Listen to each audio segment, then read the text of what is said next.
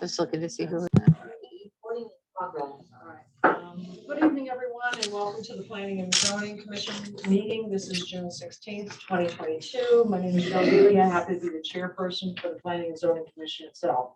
The meeting is being attended in person and also remotely. We ask for you folks who are zooming in on this meeting to please mute yourself. And if you do want to address the commission, if you have a chance to, make sure you unmute, identify yourself with your name and your address before continuing on remarks. Obviously, because we have folks here in person and folks on Zoom, just be careful. We don't all talk over each other. We always want to make sure that we hear and understand what's being said by anyone participating. And also we have a clear recording for our secretary. All right, that being said and done, I'll ask Maureen to take the attendance by roll call. All right, John Michael O'Brien, He's just absent. absent. Diane Joycey, Here. Timothy Zigma, I believe has to be excused. Okay. Brian Rogan, Here. Sandra Coppola has to be excused. Scott Hamel, I did not hear from him, but Chairman Bailey, here. Peter Zaragoza, alternate, has to be excused. Andrew Langnani, He's just, I'm not sure where he is, so he's not excused. He's just absent. okay, and Steve Bailey Jr., alternate. Steve, what a surprise. You're going to be seated tonight for the entire meeting. I hope you're up on this stuff.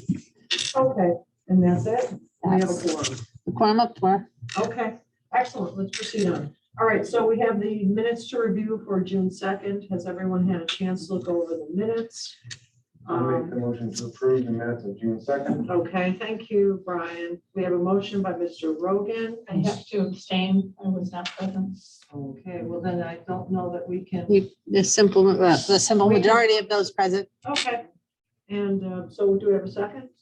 Second by Steve Biella. And for the discussion, all those in favor, aye. Aye.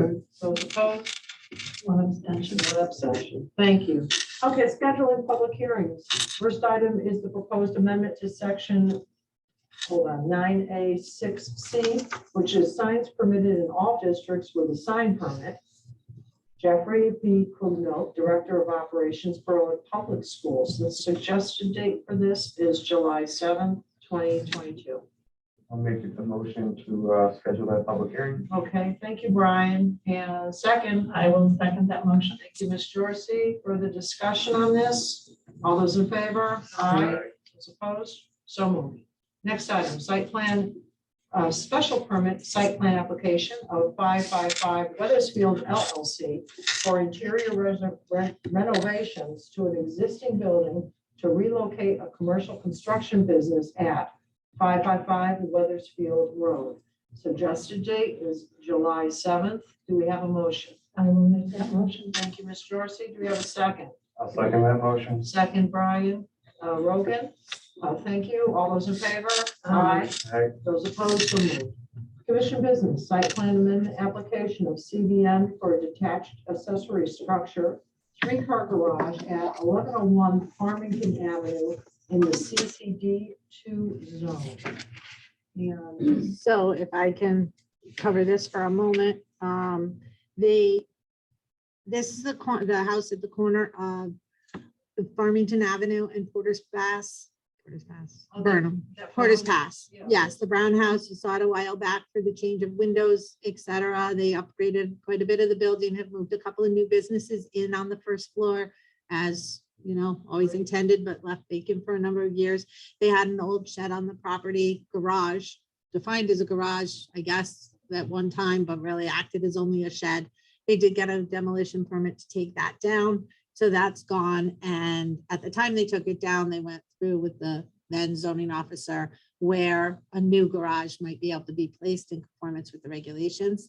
Not realizing that because of the going through the process with our office, they didn't realize that that would be a site plan amendment. So as I just have been reviewing those plans, realized the plans came in as a permit plan, And so I put it, I kind of pushed it on the agenda quickly in the interest of time. And they're proposing a 3-car garage, conformant with the zoning regulations. And I can pass the plan around. Oh, it's actually been scanned. But, oh, you have copies of it. And he's here and can present any further. Okay, well, why don't you join the commission down here, please use the microphone. Take your name and address for the record. And I away we go. think it's on the scanned plans that I have as well. I just have to find them. Hey, how are you? We're good. My name's Chris Gorski, 1207 Ridge, Cornwall, Connecticut. Just like, we did what we said we're gonna do with the building, trying to kind of obey to all the rules, regulations, permits and all the other stuff. I mean, that shed was falling apart that we took down and it was non-conforming and all the other stuff. I did sign that waiver saying that we will not rebuild anything, and that spot, et cetera. It's just because, I mean, it was awful, unsafe, and it was a lot of money to take it down, believe it or not, actually. I imagine. I wish we just fall apart itself, but Yeah, we will take it. it's, we do what we do. So I mean, we just, we trying to build a garage up there. It's kind of where the parking lot ends, this, right where the big arborvitae's are there. And Ray just notified me that it's just because it's a commercial, it has to be approved by you. Tell me, is the facade gonna be similar to the building itself? Trust me, I mean, we didn't invest that much money in the building just to make something that's, Okay. it's actually, And it's just gonna be for, what's the purpose? It's just gonna be for a garage for you? it's only for those.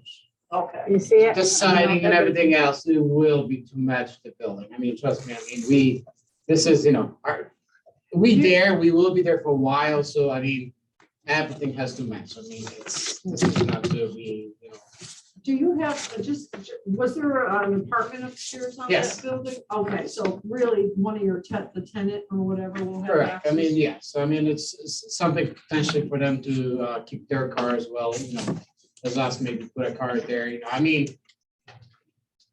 Yeah. It's just simple as that. I mean, and the tenant is actually moving in there as of July Okay. to the second floor.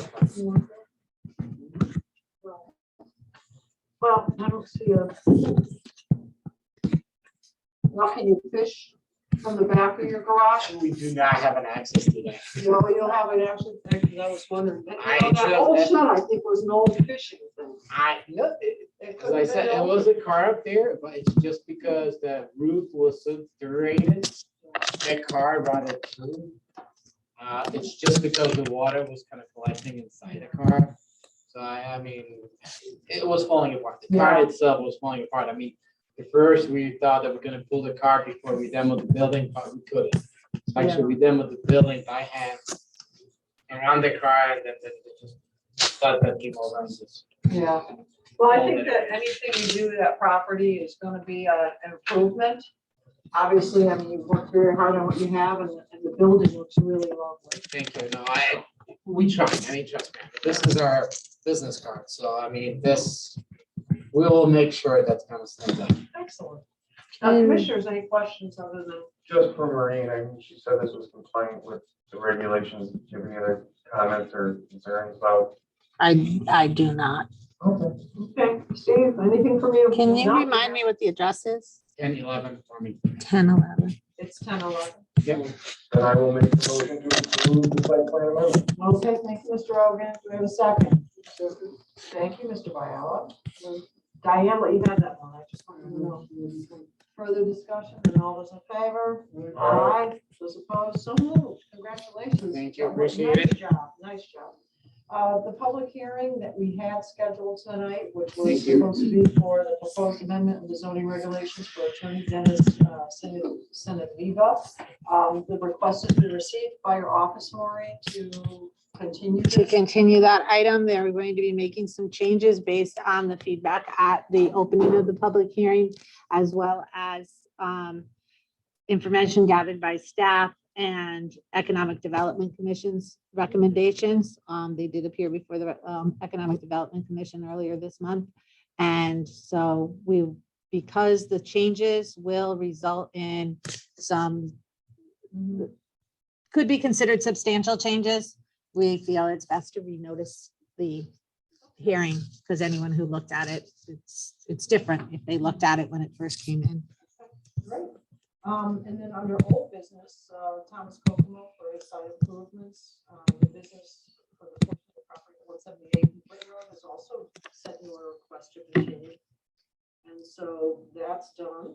We received the revised, you recall that when he did his presentation, we noted that the plan was not to the detail level that we require of a site plan, and a revised plan came in today. Okay, great. So we'll continue him. And then obviously the attorney that is Sarah McGill that we talked about is also continued. Okay, so that wraps up the hearings and our old business. Now we're on to the commission business. And the first up is a discussion of funeral services. Or do you want to tackle the other three? Circle on back.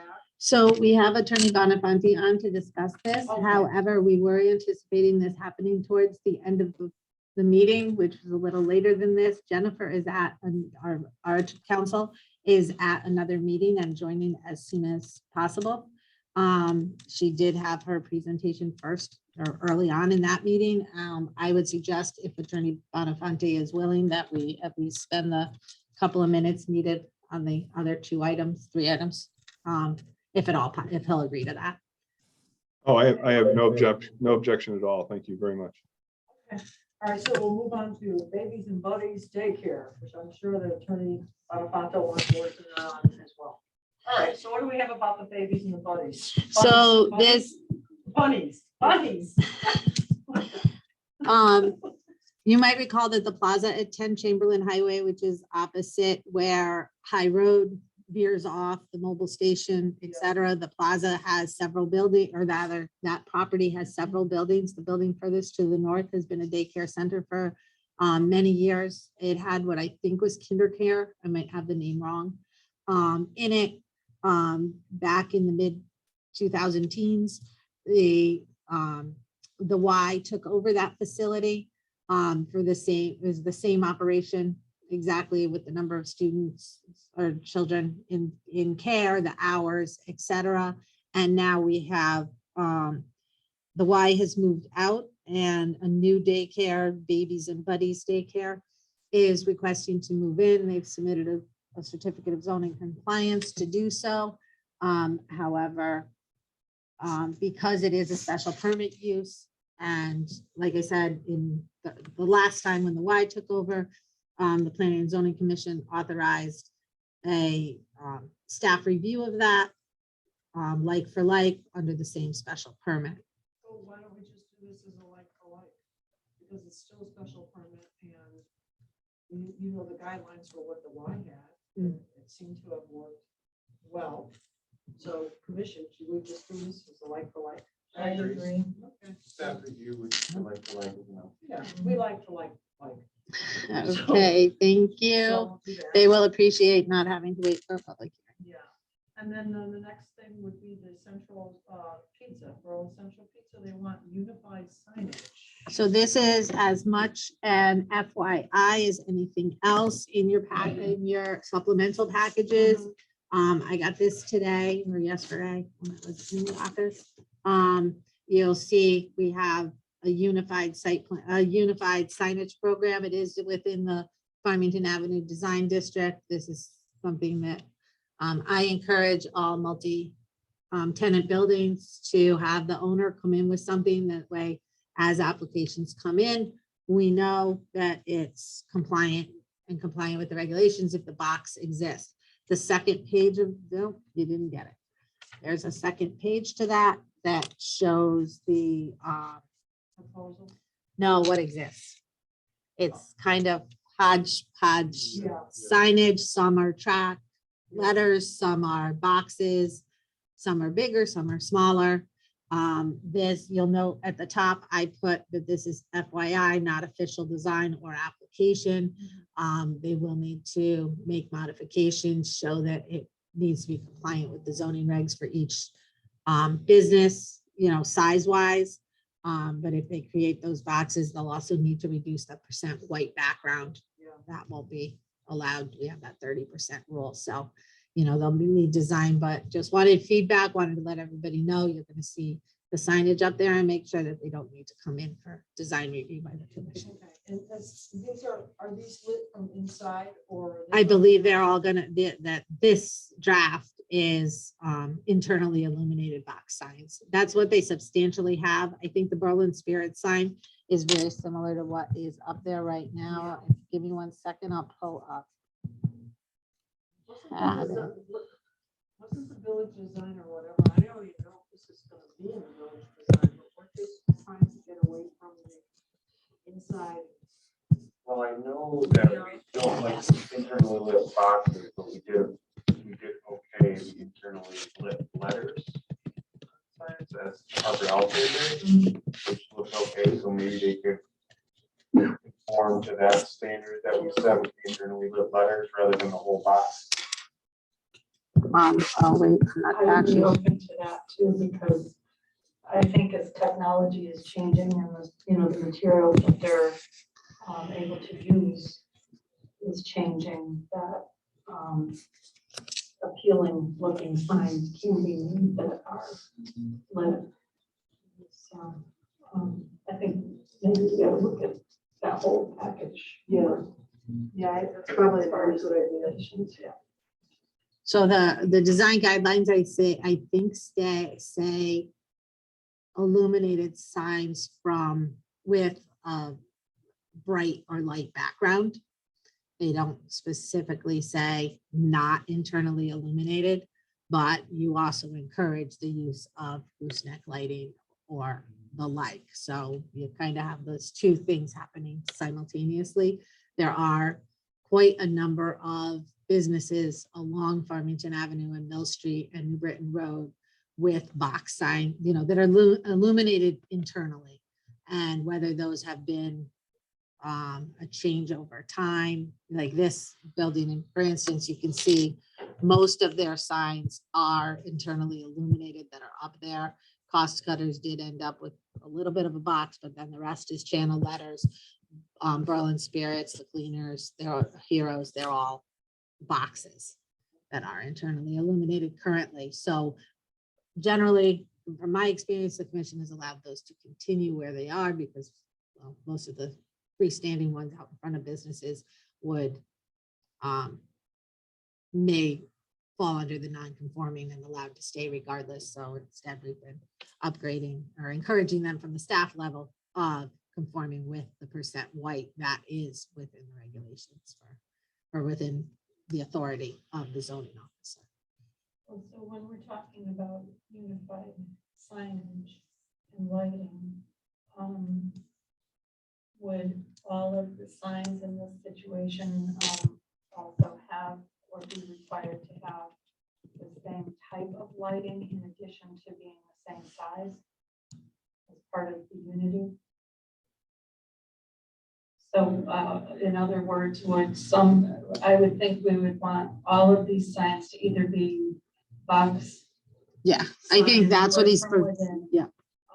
Not like every other one with external lighting shining on it. and Right. some being box. So, No, this yeah. is for the design scheme. What I'm seeing in this design scheme is that they're proposing the unified is a box sign for each business that's And each internally business would illuminated. be the And same, then lit the same. they would replace the faces for their names.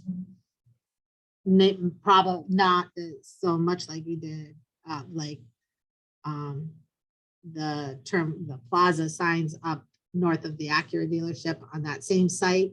They're all channel letters, the script type letters like the Cost Cutters is in existing, where they're channel letters, but they're all different fonts and different designs to go with their logos. Brickyard Plaza is the same. Actually, they just came in with a box sign that they just changed today to be conforming to the rest of the plaza as channel letters. So if you would like to direct them towards external illumination or something, we'll see if they can modify it in some way. That's the exercise here is, would the commission like to see modifications or before they wanted feedback before they went to the expense of working up drawings for everything. Well, I don't know if I want to see internally lit because what we saw with the other one. I did like the internally lit letters because it was less obtrusive. You have Mhm. light shining behind it. Definitely in favor of the uniformity. I think the brightness though has to really be cut back. I don't know, maybe a gooseneck might look nice because, I don't know, it's kind of like, I don't know, it looks like it needs something. You know, even with the uniformity, it just looks like, ew. Yeah, I don't know, there's just something missing. And I thought maybe if you put a gooseneck over each one and then shine that light down on that business, that might dress the bit. Maybe it's the whole building that she's screaming for an overhaul. I don't know, I mean, but you know what I'm trying to say? It's like, The dated architecture. yeah, the dated architecture, or maybe, and it almost looks like modern flashing. I don't know. Is there a way that they can give us, I mean, I know they're presenting us this, but is there a way that they can give us an idea of what it would look like if they all went to? So my understanding is they were looking for feedback before they had any other drawings done. Yeah. So what would like to I would know. suggest is that you've thrown out a couple of ideas. I tell them what they are, they listen to the tape, etc. Get feedback on the different ideas and direction. You know, they may come back and say, you know, because of where the wiring is, we need to do this or we need to do that, because that it is already wired. Yeah. Each location is already wired. However, they may have more flexibility. They're not here to respond. Yeah. We just said we bring it up as a discussion item. So Okay. give me feedback that I can give them, and then, Yeah. I'm sorry, repeat that. Yeah, but you know, you can always tackle, you can go to research for economic development to see if they have any. I mean, not that we want to prolong it for them, but I think you've got some good direction from the commission as far as. Yeah. Okay. Okay, as long as I can give them back something, they just asked that we put it at that. Okay, and then we have the cornerstone outdoor dining. Okay, so this, I was asked to put on the agenda. I didn't get much information with regard to it a number of months ago. The restaurant, that's the one, The old David I mean, Stevens. Old Even Stevens has the club behind it on Harding Street, has Dairy Queen across Farmington Avenue from it. It's a very small, it's a small building on a small lot. They asked several months ago to put dining out back. There is the utility door out the back of the building in that area, some other items. So we basically, the departments here sent them to the health district first. I was told that yesterday the health district is satisfied with their configuration and whatnot. We thought there might be hurdles there and wanted them to go look at it first. I haven't seen a plan. I did ask in the building department if they had a plan for it. I can bring up the property, however, I'd like to bring up the property. And they are asking for outdoor dining. Now, I don't have very much information on this. Chris asked me to put it on the agenda. We do have the legislation from this year that extends outdoor dining with administrative review through next spring or into next spring, April of 2023. Whether or not that's going to get extended again, as you may recall, for COVID, they've extended it each year. This year, instead of an executive order that extended it, legislation extended it, kind of expecting that it may get extended again. Oh, I just think that. But I don't know whether this request, I suspect it's permanent, Yeah. that they're requesting for, but we're just, and this is a really bad picture. I don't know that I can't get in any, oh, whoa. There we go. So that's as big as I can get. The area is back here. The parking is along here and along here. This, I think, is sometimes used for their parking, but it does actually belong to the gas station or the repair shop next door. So it's this area back here. No, it's not a parking area. It's a back door. And commission feedback is what they were asking for. I'm sorry, I don't have more information and it doesn't look as though. Oh, look at that. Chris is here. He wasn't in the building before. Maybe Chris has more information with regard to it. I just sent a text message. Well, I think we're, I don't want to stop them from bringing it forward. I think that all the restaurants, believe it or not, are going the way of outdoor patio dining, taking advantage of the summer. And I think it's here to stay, which actually I'm kind of happy about. Because I really enjoy summer. They're getting very creative with the landscaping that's going around with the flowers and stuff. And it's amazing. They just put a couple tables out there. And it's like a people magnet. Yeah, everybody wants to be there. So I can't say that I'm against the idea. I just need to see their formal request for the idea. So my understanding is they actually don't need to bring in a formal request to Planning and Zoning Commission under this order, or rather under this legislation.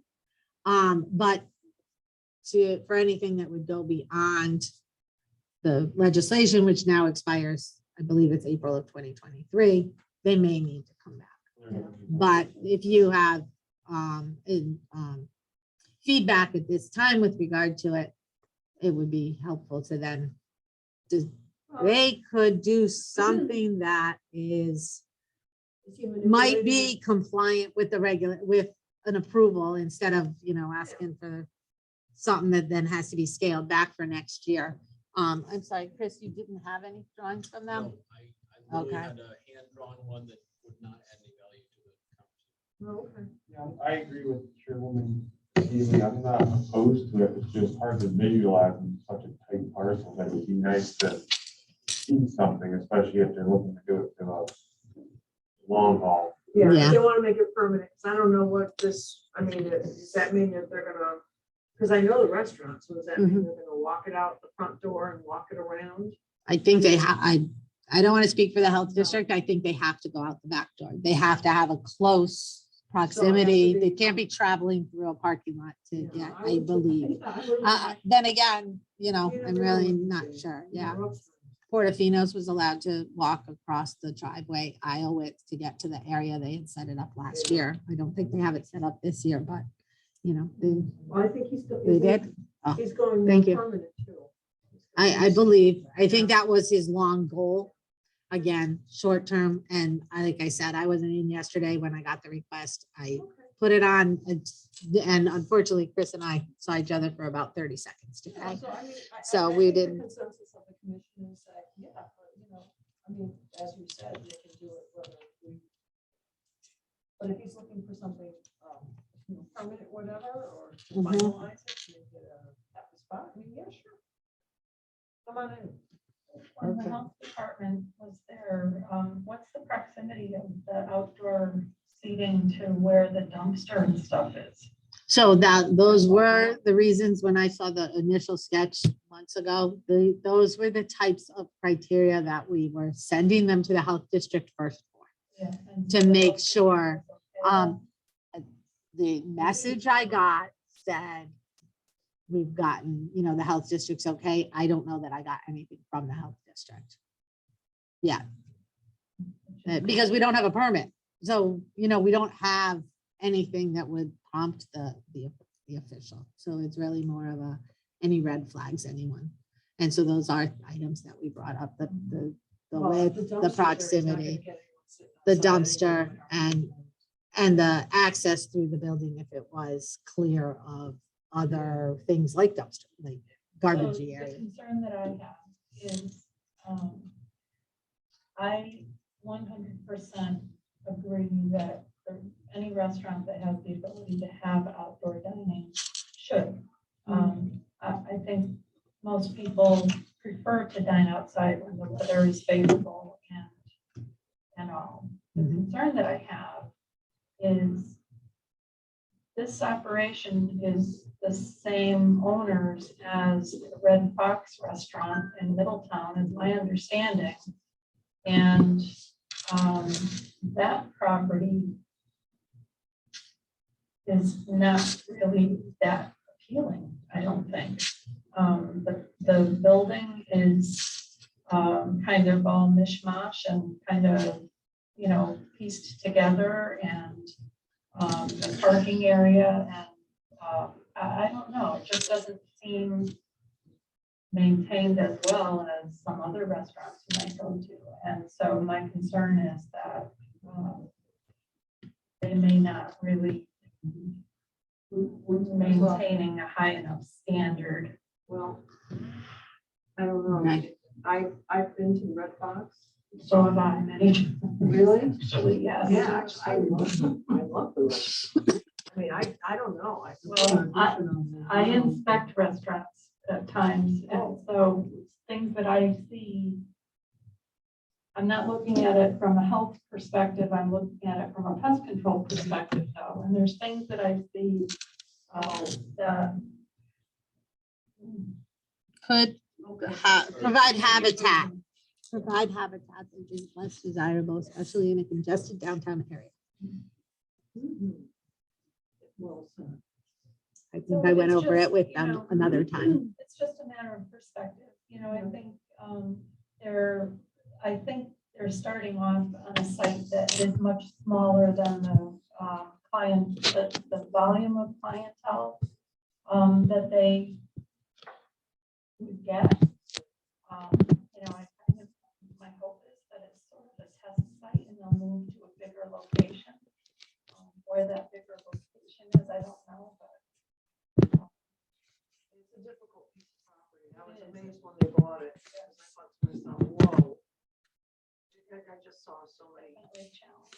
Yeah, definitely. Chris, I'm Yeah, sorry. it definitely is a tight site, and yes, I would agree. If Monset City would be great, but there's crash access and one thing I requested that I was hoping we would have for this evening, which would be kind of a better map that would show us seating, where the dumpster is, some screening, and then deliveries. Because again, you're not going to get all deliveries or lots of deliveries, but if you do, you don't want people battling waiters and the like. I think they're more looking for the blessing of the concept than necessarily exactly what they're looking to do. And I have not had a chance to talk to the health department. I will talk to Jeff as soon as I can to find out kind of what he is. That might give us some insight and get that back to Maureen. Like I said, right, because I think the commission is supportive of the receiving, just that we need the details. And the devil can be in it. So, I do have one small addition on the last item. I just got a message from the owner on Central Plaza. So the signs, he's telling me they are currently lighted boxes, and he wants to just make sure they're all uniform. So it would not be gooseneck lighting, it would be interior lit signs, but they'd be uniform size-wise, style-wise. So instead of the hodgepodge you have now, you would have a more uniform look to it, especially when he's looking to get this commission's blessing of more getting uniform look. Again, he's gonna have to go through the permit process, no question about it, but it's more of, again, he wants to make an investment, but I think he also wants to be frugal. well, we all have to be. Absolutely, which is why I think it makes sense, because I know, I think if you look at the picture, you can see that you've got different sizes, different types. Yeah. It's kind of all over the place. And I think would be great to have something that's more architecturally pleasant, sure, but I think that if he has the lighted boxes, at least this way, it'll be more consistent, it'll look nicer and can really, Yeah. I mean, I think the sign on the road is a great improvement. This might be a nice step up again. Yeah. Yeah, it's just a very pre-existing after lighting bylaw. That's what he's telling me. I don't know that. I think he's just got, I mean, one of the things I'm really opposed to is any kind of bright white. No, I agree, absolutely. No, it's way too much.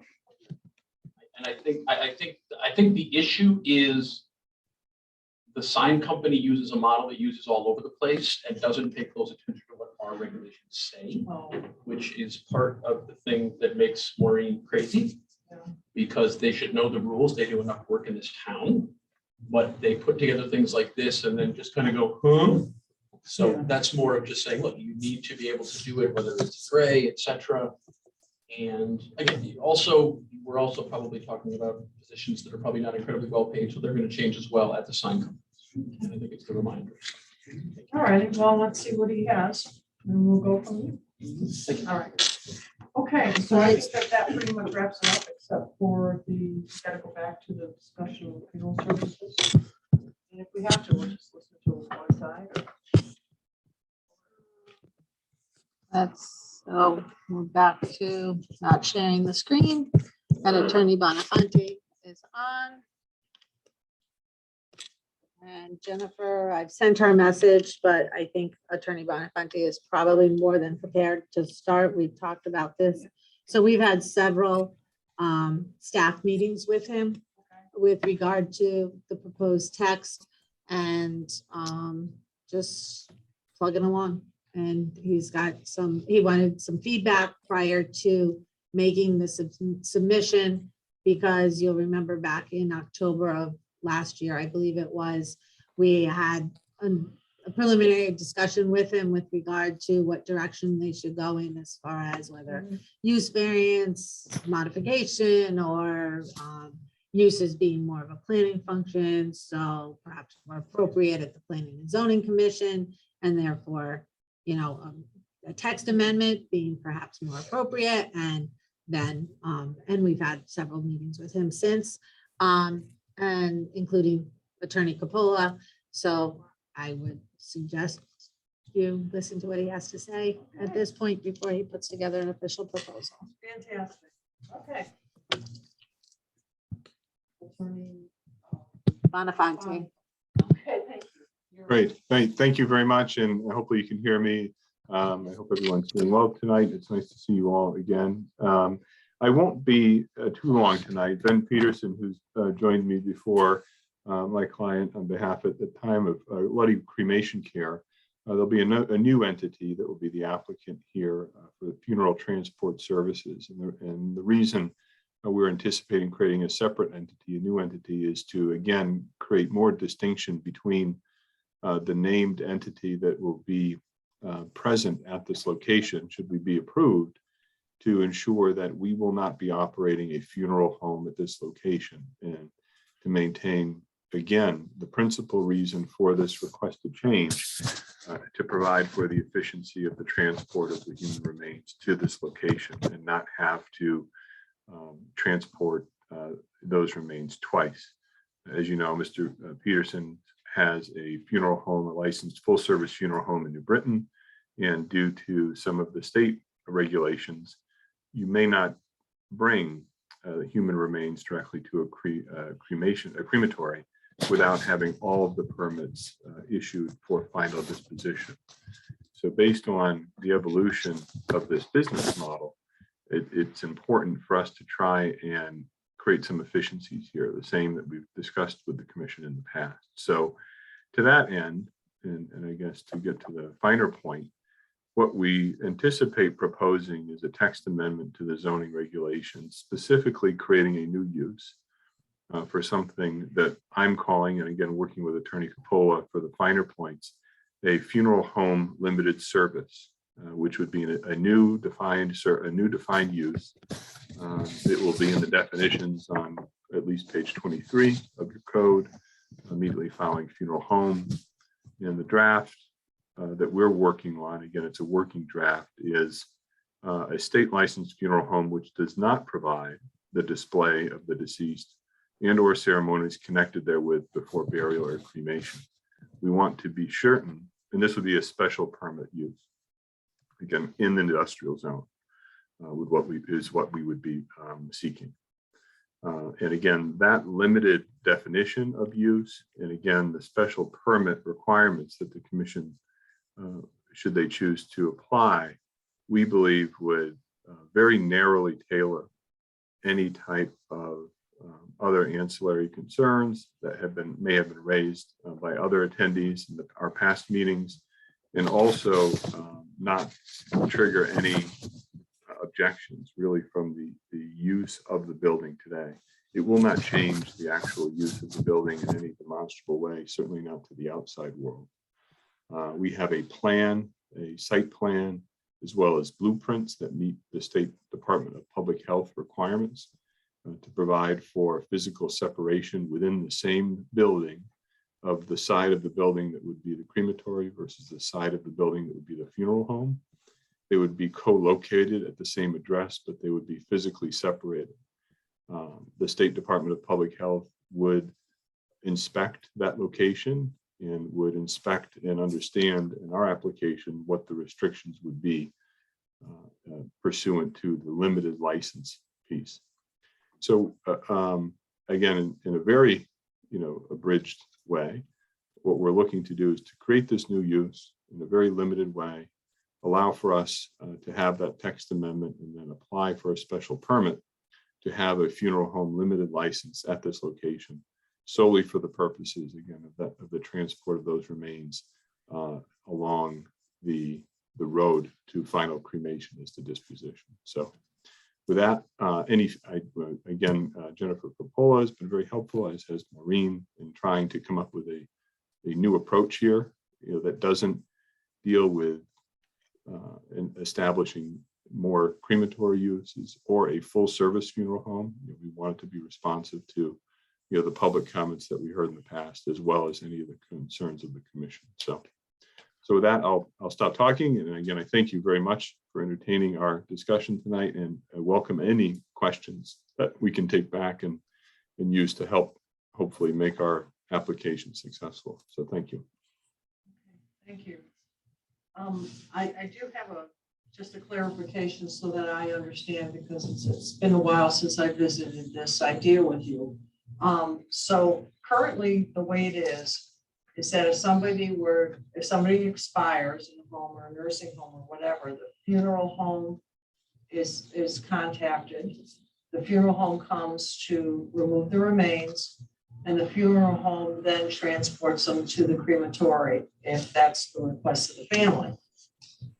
But in your case, with the amendment, the process would be your focused licensure would allow you to be the first point of contact instead of the funeral home. When somebody expires, the family or whatever would have the ability to contact the limited services provided by your crematorium, which would allow you to go out to collect the remains and then transport it directly to the crematory to go through that process. Is that correct? It's close. I guess when we think about it, and I apologize for not doing a good job at explaining it, because it does get confusing. So, and I hate to talk about these things in flippant terms, but it's really like a chain of custody. Mm-hmm. And the idea is that the chain of custody of human remains must remain with a licensed funeral director and at a funeral home until such time as all of the permits have been issued and it can be transported and tendered to the care, custody, and control of a crematory.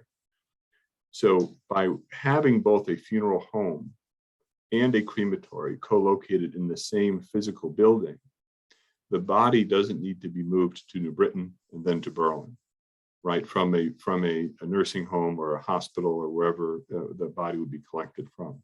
The custody and the control of the body remain up until the time of the permits having been issued for the cremation, always with the funeral home as a legal entity.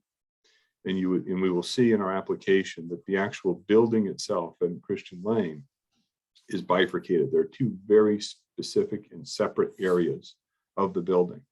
So what this amendment will allow us to do is, instead of having to take the body from New Britain to Berlin, we can move it from one side of the same building, or from one portion of the building separate to the other side of the building, and not have to load and unload human remains, transport them again to another place.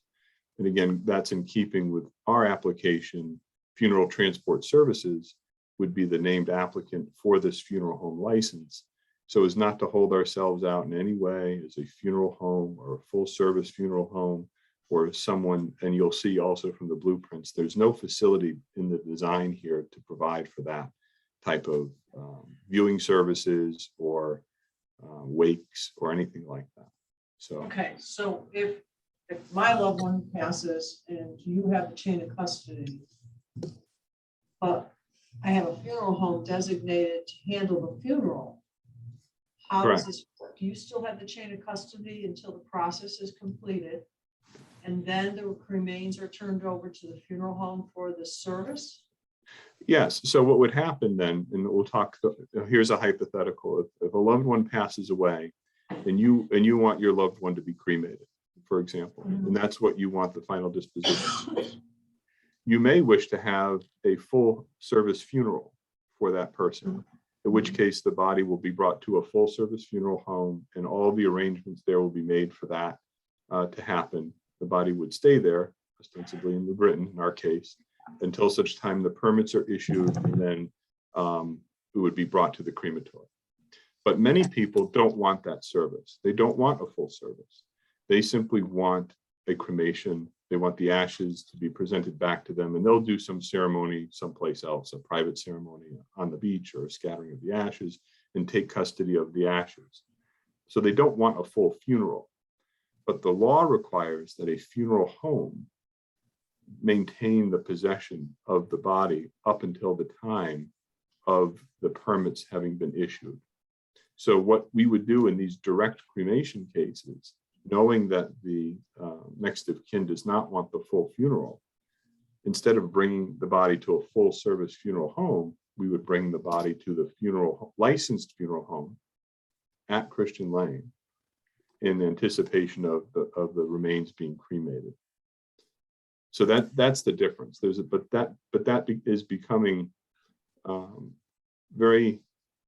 it's becoming a very popular option for many people to have a direct cremation without a full service funeral, and to then take possession of the ashes and to have a ceremony on their own, or to bring the ashes to a cemetery themselves and work out with the cemetery themselves once the cremation's been complete. And so, those are the types of cases where this is most relevant for us. And again, to ensure that we're not having to load, unload, drive, transport human remains for only a compliance purposes with the law. So we can comply with the statutes, we can comply with the law by having this design within the building. And again, from a consumer standpoint, it provides a benefit for them, because again, they're not having to pay the added costs that we would have to incur in order to do that. So. Okay, other commissioners' questions? I don't really have any questions. I mean, what you're posing does sound logical to me. But I mean, the only thing that I would be interested in hearing what Attorney Capola has to say. So I don't know how it would go further. And she was very apologetic that she had that conflict tonight and didn't Yeah. expect so many items to Well, drop from our yeah, agenda. well, It just, we're getting some good information. I'm just wondering if there's other zones that we should consider this option for as well. Not to be overly restrictive to an industrial area. I've seen a number of crematories that you wouldn't know they were a crematory. They could be in other areas besides industrial area. So we might want to consider other zones. so this, can I, and Attorney Bonafante obviously understands this business model better. However, this, the amendment, as we've been discussing, as he's pulled it together thus far, is for something called funeral transport services. One of the things that we have been discussing is that the crematory use is not permitted anywhere in our regulations. and is there by a use variance. So this would be a second use permitted. In this specific instance, it's allowing for a second primary use of that property that would then have to be looked at as far as that property in particular goes.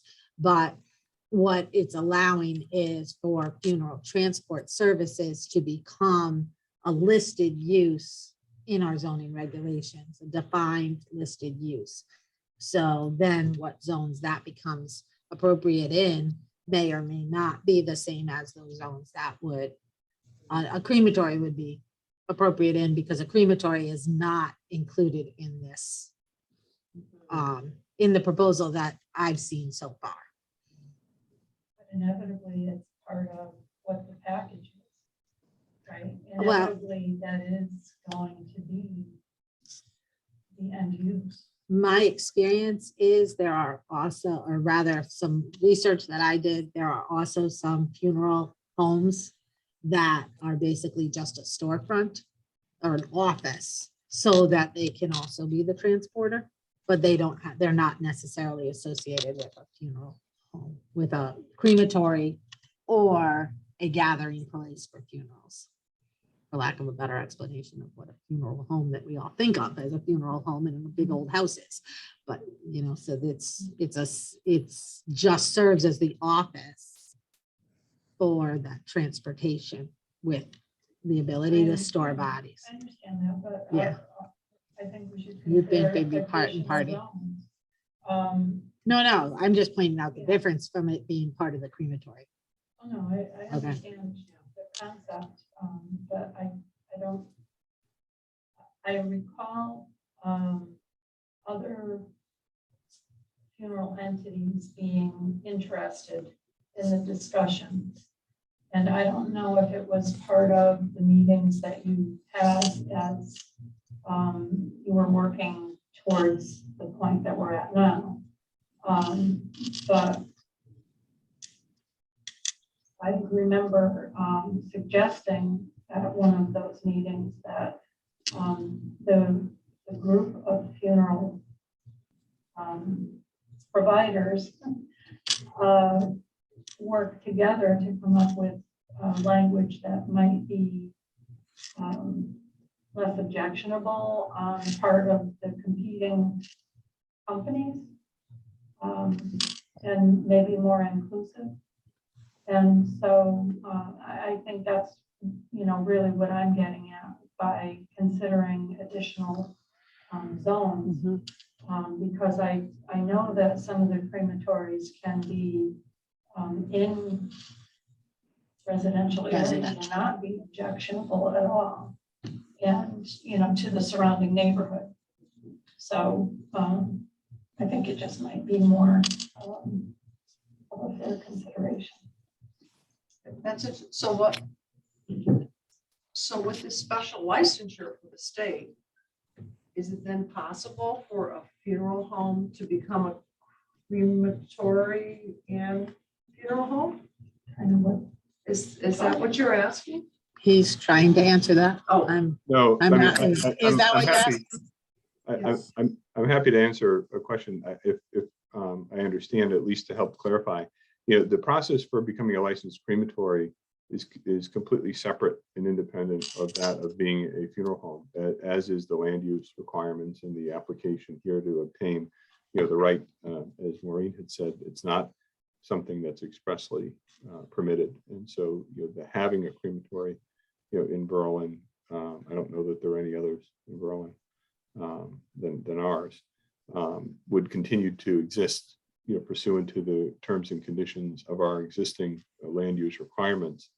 And again, this process to become a licensed funeral home is, again, a very separate process to the Department of Public Health.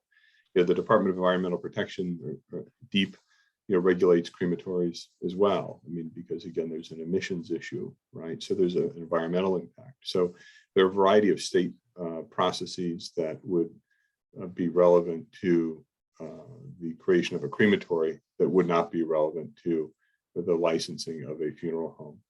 And certainly a funeral home, you know, here that we would take on a limited license basis we would be covenanting with the town not to do certain things, right?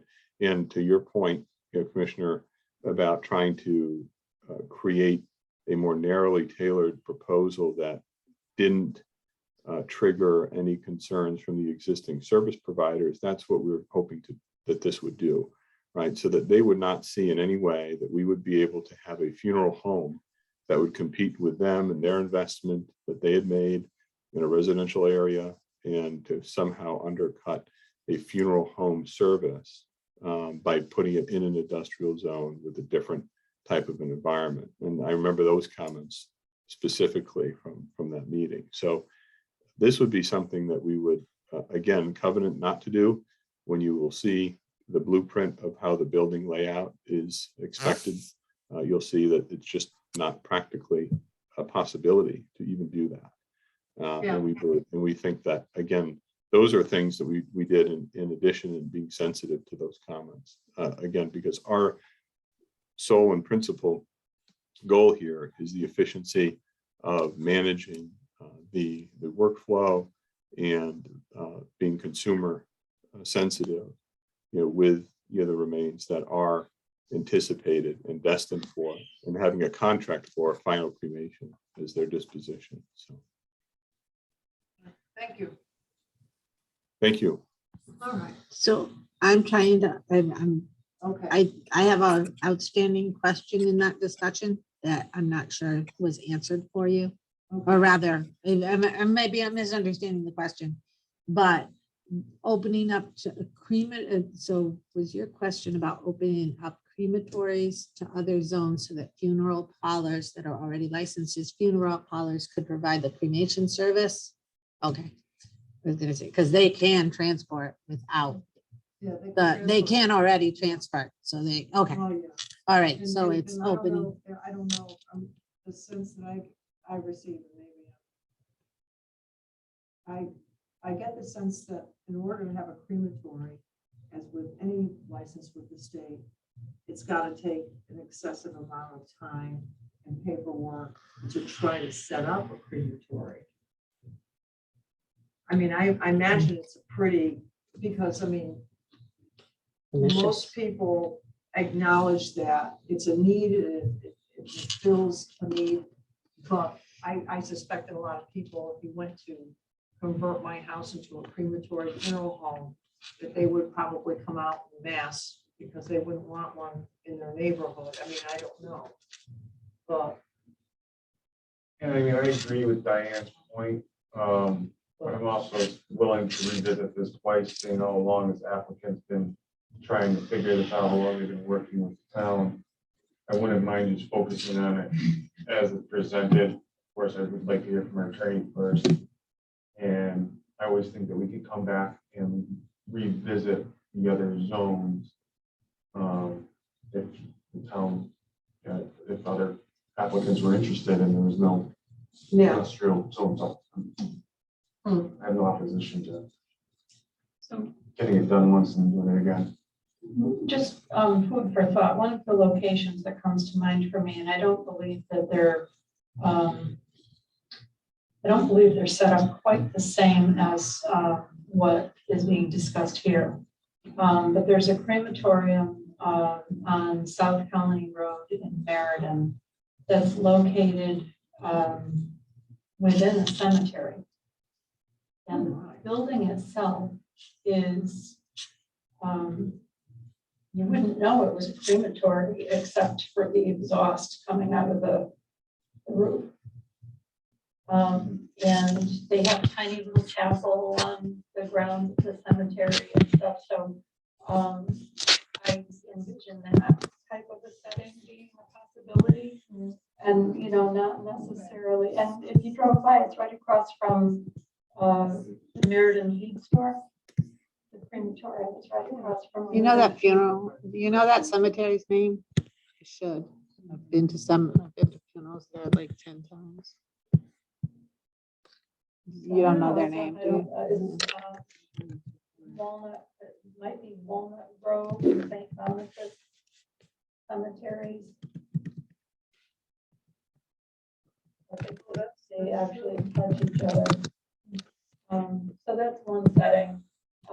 But I'm also thinking of it from like an animal care perspective, and that's a whole different ballgame. But, animal care perspective, the New England Cancer and Veterinary Care up in Windsor has a crematorium right on site for people's pets that they handle, and that's like a co-use to the veterinary service. So just food for thought. No, yeah, I just, Definitely. it's definitely a need, Might be and I the can center see street. that we're moving that way. I guess the overall thing is, I think it's this. when we look at the specific site, Yeah, but then we have to This look at everything else. Right. Can't just look at it as a site-specific regulation. Huh. So I think that's the crematory building, isn't it? And I'm sorry, Attorney Belafonte, you're not seeing what they're seeing in the room. There we go. Yeah. This is the one in Meriden at Walnut Grove, and that's, I believe. Yeah, the- yeah, crematories that are co-located within cemeteries yeah, that is not an uncommon occurrence. And I have, I don't know that I can share my screen and just show you even the plan, for the building, if you'd like. I mean, if that's even, we haven't submitted an application. I don't know if it's premature, but at least the draft so that you can understand just the difference within the building itself. That's even helpful, how that would look. I'll leave that to you, Maureen, if that's something you want to even do tonight. You can, if you want him to share his screen, he can be Yeah. on. That's fine. Yeah, you should be able to do it without me giving you permission. Okay, I just- so, Right, so, okay, so does that come up? Yes. Okay, and so what you're seeing here right now to the right, the crematory area right now is existing. So as you're looking to the top, that's the entrance for the parking lot. And to the left is really unused space where it says walk-in refrigeration, preparation room, funeral home portion. That doesn't exist right now, that's future. So right now you walk in the crematory, there's a small lobby area where you can look through the window into the crematory area, and there are two retorts, which are the mechanisms for the cremation itself, and then some storage behind that. So what we would be doing is everything to the left of crematory would be the funeral home, the licensed funeral home. You would have a walk-in refrigeration, a preparation room, and a garage and entrance storage area in the back. So that a body that has a contract or is anticipated to be cremated, but for which all of the final permits have yet to be issued and therefore cannot physically be located in a crematory, pursuant to law, it would be located here in the funeral home until such time as all the permits are issued. And then the transportation of that body is literally walking from one side of the building to the other, not having to get into a car, going onto an elevator, and then driving twice. That's the entire utility of what we're proposing here, all within the same building, but in two separate, distinct, severable places. Does this help to see, what it is we're trying to accomplish a little bit? Well, I think it helped me to see what you're trying to accomplish, but it also helped me understand the proposal a little bit more. So as you'll see, there's no Yeah. there's no viewing area, there's no couches, the funeral home doesn't have any of the things that you would typically expect to see in a funeral home. It's really a funeral home in license only. All righty, okay. So- Well, that- And I thank you again for your patience in hearing from me and from us so many times. I know, it's been a bit of a road here, but we're very appreciative of your continuing to work with us on this. Okay. So I can understand some of the feedback we've gotten as Yeah. far as comments go, especially since, so Jennifer apologized again, saying that she's in the middle of the hearing she's in right now. so Yeah. let she's- her do her and fair. So, but that you're thinking that something that include, or some of you are thinking something that includes legitimatizing crematories as a use for it within our regulations as a, would, Even if You'd it's a look- special permit. but making this use that's allowed by use variance, when you're talking about another use on the same piece of property, having that use be something that is a listed use within our regulations as opposed Yeah. to something that's not a listed use. That's the feedback I'm Like a getting. secondary. Okay. Yeah. All right, I just wanted to make sure, and that was one of the concerns that we had raised was coexisting on a site that has a use that's permitted by a use variance as opposed to a listed use somewhere, because that then may or may not change the use variance because the building's not the same for that use any longer either. So that has been one of the concerns that we have all discussed as well. And I think I'm just basically taking more notes on this with regard to it. I think Attorney Bonifante has described a lot of the things we've been discussing. And we did provide the last time this was on the agenda, and I'm sorry, I didn't even realize that I should have re-forwarded that package that had the amendments, the discussion from previous. I had the minutes that I had attached at one point so that Yeah. you could catch back up on what you talked about a year ago or 9 months ago or whatever. And again, if it's discussed again, or rather, if they do come in with an application, we'll do everything in our power to include the minutes from the discussions so that at least you can refer back. So the direction to the attorney then would be to proceed, or are we going? You'll tell me, you'll Okay. tell us. I think Well, we what's need the feedback consensus from of- you. Do we have Attorney Bonifante proceed with the text amendment or start preparing it for the I'm commission? certainly open to it. Yeah, I think it's a good idea. yeah, okay. I think the overwhelming consensus here is that we would like to see a text amendment proposal for your application. And we're very open to the idea, and then we'll have some more good discussion about it. And it will also give us a chance to think about some points that were raised here and helping us decide, to make it, very specific to industrial or opening up to the other options as a special permit as well, but So if I may, I would like to link it to one of the items that was postponed this evening, because we had, you had the start of the public hearing. That applicant for that text amendment got some feedback, went to EDC, got some feedback, and the changes that are, the modifications to that proposal that are being made, we're going to renotice, because from the staff standpoint, we felt they're fairly substantial, and the applicant agreed that we're renoticing.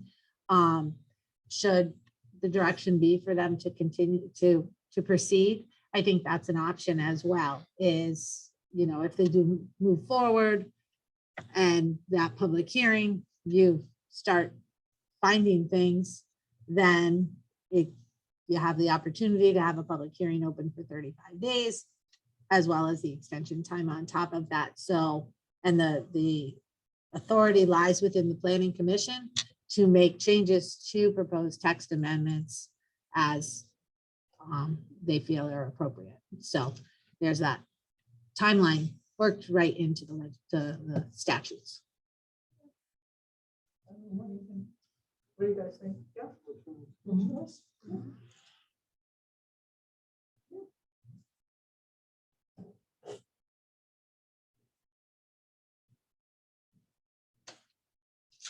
Okay.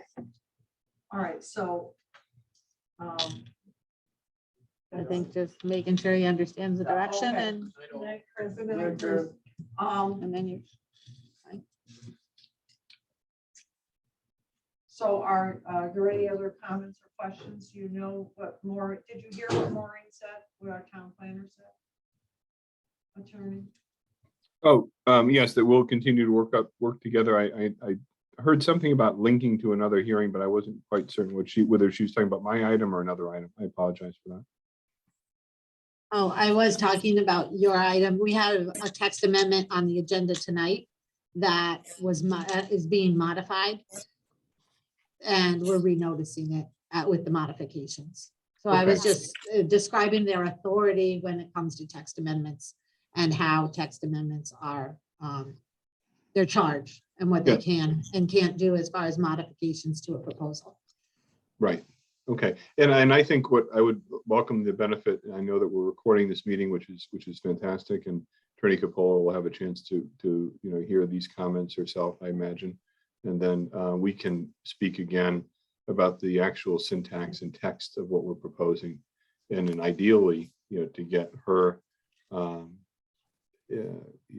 agreement, that the language that we're proposing is tailored sufficiently to meet, our requirements. And also that the commission has enough discretion in the issuing of the permit to add on any other ancillary conditions that they would deem to be appropriate, that again, but that wouldn't impact, the core principle of what we're trying to accomplish here. So. Absolutely. Yep, I think we're all on the same page there. Okay, great. Thank you. All right, thank you, and thanks for your patience, and good night. Thank you. All right. Have a good night. Thank you. Thank you. All right, so I think that wraps up all our business here. So, Can I just raise one thing before we go to adjournment? sure. Maureen, I would like for you to think about changes to the way we all do business. Okay. And if there's a way that we can streamline things and make your life easier in any way. Okay. I would like to have that discussion as a commission. Okay. In the future. Well, that notion, yeah, okay. See, Viola, are you opposed to that? You're good with it? I'm sure In there's- what kinds of ways? Like, do you have Well, a? I'm sure there's maybe processes or like steps through an application process that we might not be aware of that's taking lots of your time. I'm just trying to Make it all run a little more. Yeah. and find ways, like, there's things that come before us that I think we probably shouldn't worry about half the time, that you should have Yeah. the authority to approve without bringing everything to us. And by having to bring stuff to us, it takes a lot of your time just to get things on the agenda or to make packages, or, there's ways, things that you do for us and that we do for you that we probably have no idea the time it's taking you. Thank you for that recognition. If- And I'm sure the staff will appreciate Well, that too. if there's thoughts or ideas on streamlining, I'm totally open to it. Thank you. Oh, yeah. And I will say the commission has streamlined quite a number of things, Yeah, like, we for know it. instance, the repetitive tents for the fireworks coming back. You announced this year you'd rather, us handle it. We will still be, at this point, I feel we should still be processing it so it goes to the other departments. But then we can handle the review administratively as long as it's the same place and we haven't had a problem. And some other similar items. And that's why I've kind of expanded the discussion items as well, from being all necessarily site plan items to throwing a couple of things up at you. Sometimes they take longer than, Like church festivals and stuff, or right. stuff. Why are we making these people jump through, jump through every these year hoops? when it's the Oh, same. the So, thing. and I appreciate that a lot, as does Fran and the building department staff, as they're trying to issue permits, and the public has commented that, oh, that's great. So that's really good. Thank you for that. I appreciate it.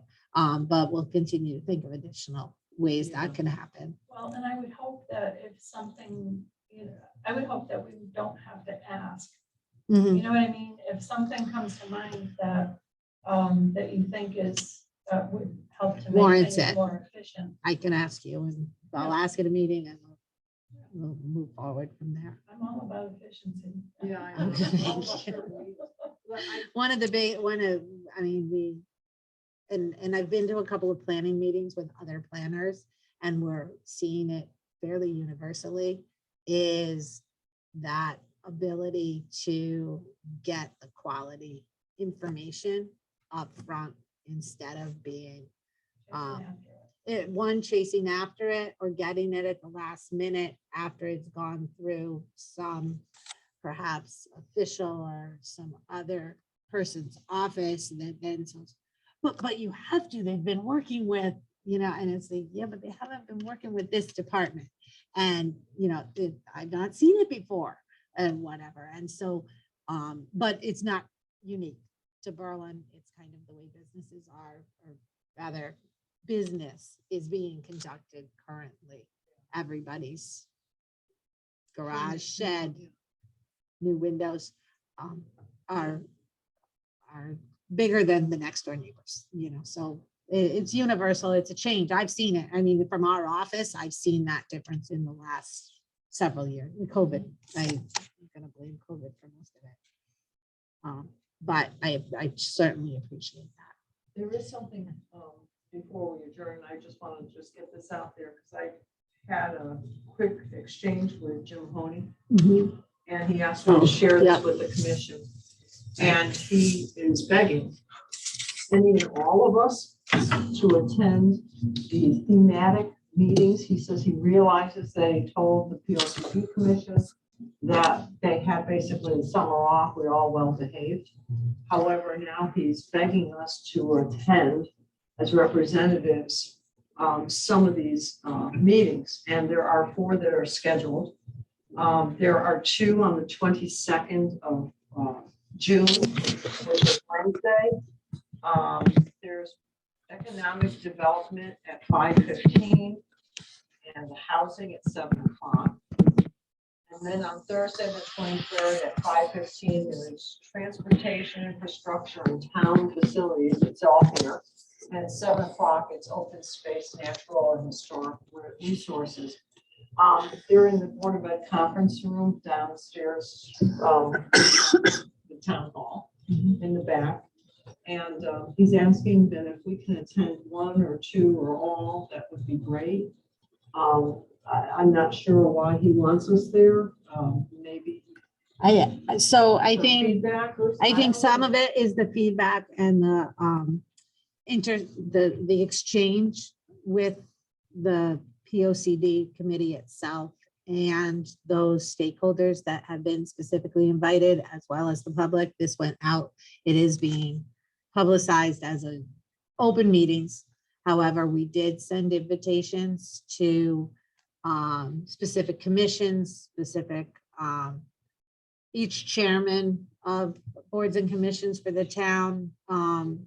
I think we tried to hit all of them. I didn't look at the mailing list, but we put the flyer in an envelope for each chairman and mailed that off, and then sent email requests. We included some stakeholders like some real estate and development people and others, attorneys, the land trust, the historic society, these for each specifically for their own, the topic they might be most interested in, but obviously encompassing that they were invited to all, they're all public meetings.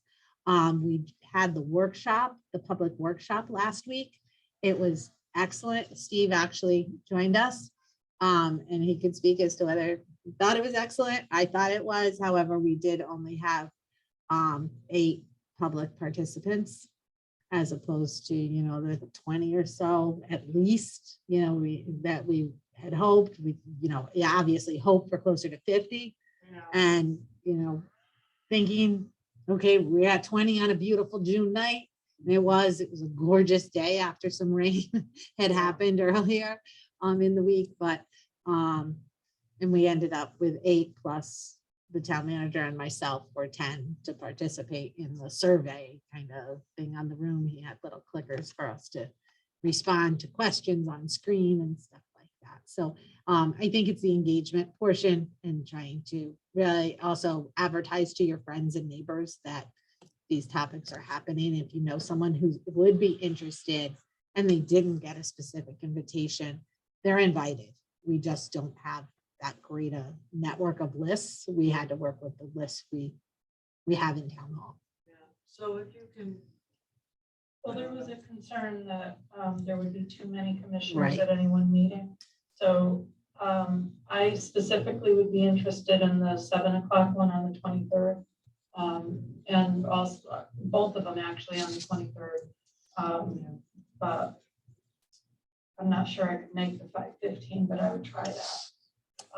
But I'll plan on attending both of those on that day. Okay, I just wrote it down. I can't make any And- promises, but I'll try and make at least one. I can always check in with you earlier in the day to make sure that there's not gonna be. And we'll double check with Kate as far as the notice requirements and make sure, last week when I said what happens if, and I got not from her directly, got some feedback that if it's a noticed meeting, the meeting's there, you're not there to discuss, you're charged, so it's okay, it's like you all going to church at the same time or whatever. We didn't use church, but any meeting or any gathering. So let me just double check on that as far as that goes, but so it may not be a concern. That was a concern from back in the day when I was doing planning years ago. So I want to just make sure that and where those lines are, they've changed. Well, I also like the one on Thursday, the 7 o'clock one, the open space. I like that one as well. But I don't know. I mean, I looked at economic development at 5:15 on Wednesday. I don't know how crazy my life is yet. That's the problem. I'll try to make as many as I can. That's all I can So, say. Interestingly, and maybe, I'm not sure if our consultant discussed this, but one of the, with the POCD committee, but the reasoning behind 5:15 and 7 is the typical meeting time.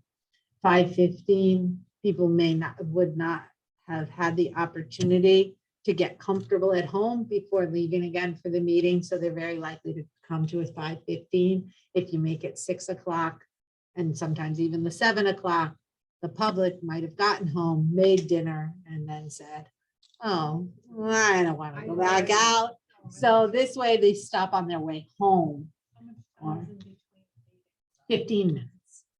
So it's 5:15 to 6:30, I think, and then 6:45 or 7, right, 6:45, 5:15 to 6:45, an hour and a half, and then 7 to 8:30. Yes. Yeah, and he was very, for the number of screens, and we had actually laughed about whether Jim had sent the consultant an email saying, I don't know if you can get through all these screens, and he got through the screens, we got through the workshop boards without incident in that time period. He had to step it up a little because he said, oh, I did realize it was a little pressed, but he watches his clock. He has his staff with him. He had 5 members of his staff. He ended up having 1 leave because of the size of the audience. And we worked together as a workshop instead of breaking out into 4 separate workshops. But that's also a dime to have this consultant, his team present at the meeting. So far, I'm very happy with the work that's done. Oh, thank you. That's good feedback. The true test is going to be the end result. The end really, product, but, I don't know. I don't remember the previous processes that I've been involved with, having the ability for the commission as a whole to have so much input. I think the committee was smaller, and the whole scale of the project was smaller than what this is. I think it's more comprehensive. Yeah. And Thank you. so I also look at it like, if anybody in this town has a gripe about the way things get done after this is done, have nobody else blame but themselves for not participating. Yeah, absolutely. Well, There's always, right, but you know what I'm saying, it's like, it's been so transparent. yeah. So So how about a motion to adjourn? You got At it from me. 8:29. You got it from me. Okay, motion by Diane Dorsey, second by Dave Rogan. Right. All right, then all those in favor, so moved. Okay. Good night, everybody. Thank you all. Oh, yeah. Hold on one second. Let me just add